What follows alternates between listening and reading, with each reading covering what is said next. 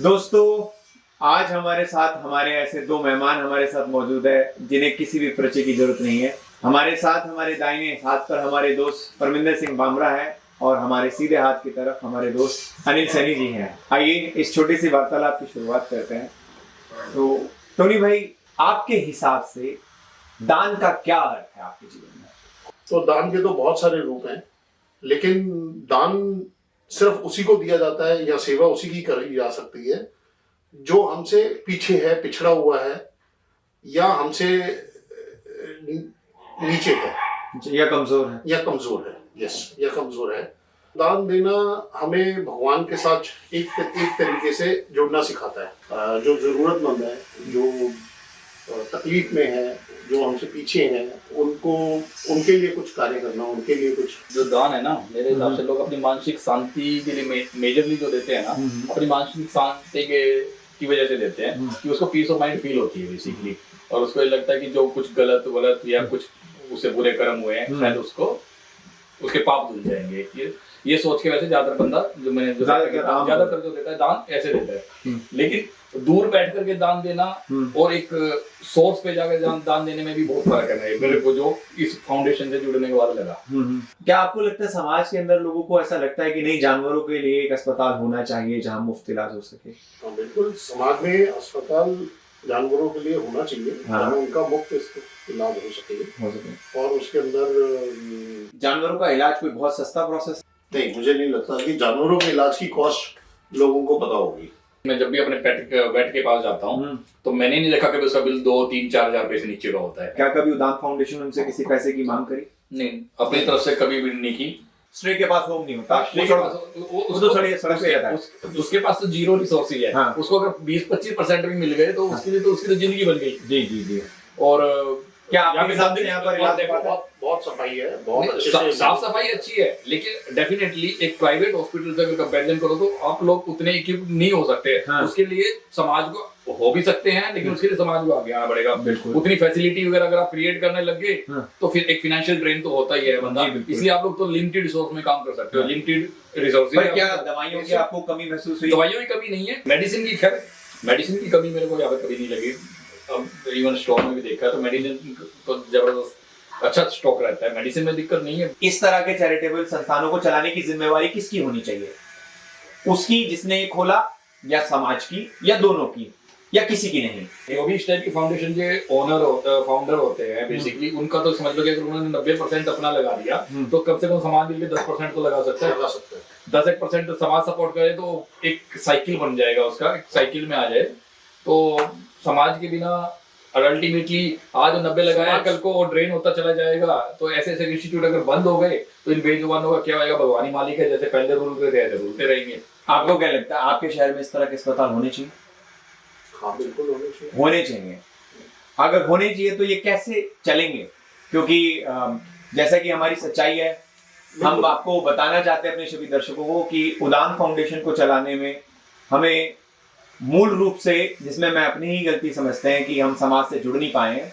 समाज में एक से एक बड़े दानवीर हैं और शायद वो आज हमें सुन रहे होंगे, आज नहीं सुनेंगे तो कल सुनेंगे, लेकिन समय को देखते हुए और खर्चे को देखते हुए यह भार और बोझ एक व्यक्ति के लिए उठाना काफी कठिन है।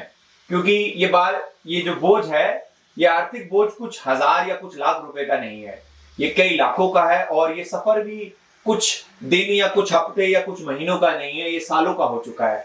और एक समय के बाद चाहे कोई भी व्यक्ति हो, उस पे आर्थिक बोझ के अलावा एक मानसिक बोझ भी आता है कि उसे समाज के लोगों की मदद चाहिए होती है, लोग उसके साथ कंधे से कंधा मिलाकर खड़े हों और इस बोझ में जितना भी वो जो भी योगदान कर सकते हैं वो उसे उठाएं, ताकि इस तरह के अस्पताल जिंदे रहें। बिल्कुल, लोगों को आगे आना चाहिए। हाँ। और समाज को देखो योगी भाई, बोलते हैं ना, अच्छे बुरे कंफ्यूज हर टाइप के आदमी को मिलाकर के समाज बनता है। जी बिल्कुल बनता है। कई लोग हैं ऐसे जिनका मन में है लेकिन उनके एक्सपीरियंस पूरा हो, मैं भी उनमें से एक हूँ। मैं पहले ज्यादातर एनजीओ को शुरू में बहुत फंडिंग करने की कोशिश की अपने, चाहे वो एजुकेशन से रिलेटेड हो, वृद्धाश्रम हो और वो हो, लेकिन बाद में कभी अखबारों में पढ़ा, कभी खुद जाकर इधर उधर से सुना, कभी थोड़ा बहुत एक आध जगह पे जाकर के देखा, तो कई जगह पे ज्यादा बिजनेस बन गया। जी जी जी। एक स्टेज पे आकर के मालूम पड़ा कि बिजनेस इतना बड़ा भी है। जी जी। लेकिन वही है कि जिसकी वजह से फिर मैंने अपने हाथ खींच लिए, मेरे को डर लगने लगा। आप उदांत को कहाँ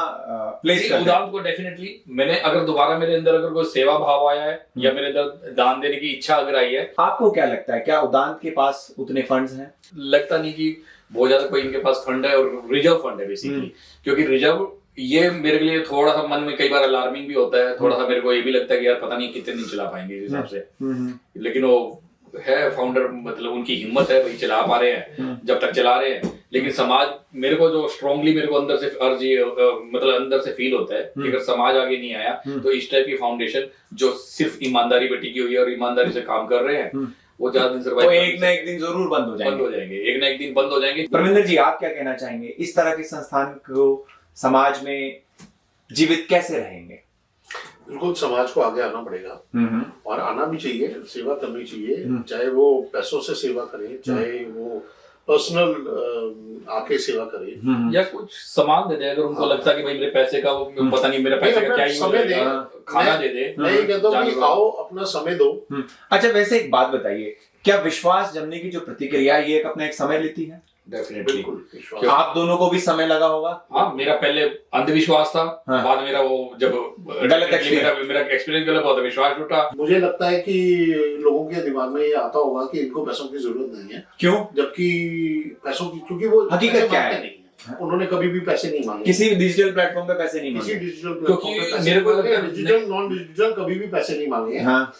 और मुझे ये देखने के बाद यकीन है कि पैसों की कमी सबको आती है। मैं हैरान भी हुआ जो फाउंडर है उनसे, कि वो कहते हैं कि मैं अगर अच्छा काम कर रहा हूँ तो लोगों को खुद जुड़ना चाहिए जी। मैं अगर भगवान के रास्ते पे हूँ और मैं अच्छा काम कर रहा हूँ तो हमें किसी के आगे हाथ फैलाने की जरूरत नहीं है। अच्छा। लोग अपने आप अपनी मर्जी से, अपनी इच्छा से, अपने प्यार से, अपने प्रेम से इस फाउंडेशन के साथ जुड़े, आके सेवा करें जैसे उनका मन करे, पर्सनली आके सेवा करें। दान मांगे तो लोग सोचेंगे धंधा है या ये भीख मांग रहे हैं, दान ना मांगे तो ये कहेंगे इन पे पैसे बहुत हैं। तो इस मंजस में, ऐसी सिचुएशन में आपके हिसाब से आप क्या सलाह देते हैं? भाई लोगों को ना फैक्ट चेक करें और सिर्फ सोशल मीडिया पे भरोसा ना करें, जाएं अगर जो आसपास के रहने वाले लोग हैं। बात है कि लोग सबसे पहले अपना समय दान में दें। वेरी गुड, समय दान में दें, आए यहाँ विजिट करें, यहाँ की सच्चाई देखें, बिना बात किए आए। मैं तो कहता हूँ लोगों को कि दान ना दे, बस आए, देखने आए, बात भी ना करें कि मैं आना चाह रहा हूँ, कोई अपॉइंटमेंट का कोई सिस्टम नहीं है यहाँ पे। आए जब भी आपको लगे 24 घंटे अस्पताल है, आए कभी भी किसी भी टाइम पे आकर के खुद आकर के देखे, खुद आकर के एक्सपीरियंस ले और उसके हिसाब से अपना डिसीजन ले। फाउंडेशन को चलाने के लिए दवाइयों की जरूरत है जी, कितने जानवरों के खाने की जरूरत है। वेरी गुड, ठीक है, अलग अलग तरह का, अलग अलग तरह के खाने की जरूरत है, और फिर सफाई की जरूरत है। बिल्कुल। फिर इसमें इक्विपमेंट्स को मेंटेन करने के लिए मेंटेनेंस वालों की एम्बुलेंस टीम है, एम्बुलेंस टीम की जरूरत है, रेंट है, सर्जन है, रेंट है। तो मुझे लगता है कि लोगों को ये कहना कि हम दान के ऊपर कि भी आप जो सेवा कर सकते हैं अब वो कीजिए।